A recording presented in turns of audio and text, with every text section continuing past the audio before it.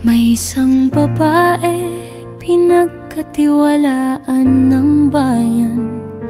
Pangalan ay Sara, tapang ay di matatawaran.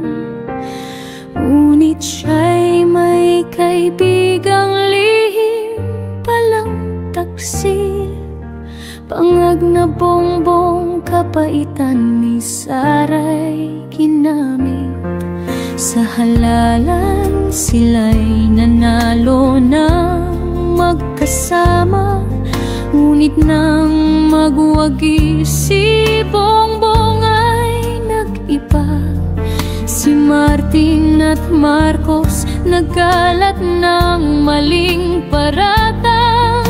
Si Sara'y sinubukang ibagsak nang walang kalaban-laban.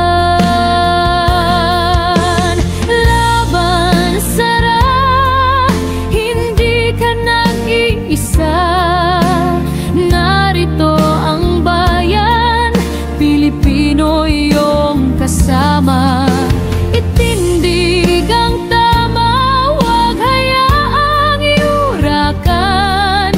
Pagdurusan ng tao, hindi na dapat madagdagan. Laban, Sara, laban para sa ating bayan.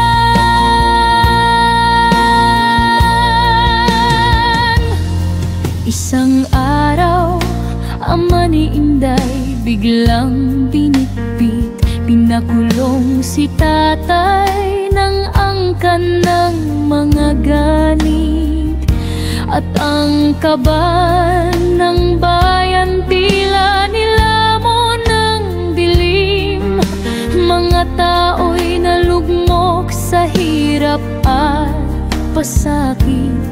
Ngunit lungkot at galit ng tao'y nagsimulang mag-aalab.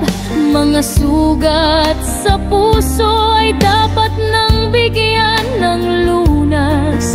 At sa puso ni Sara, dahan-dahan ring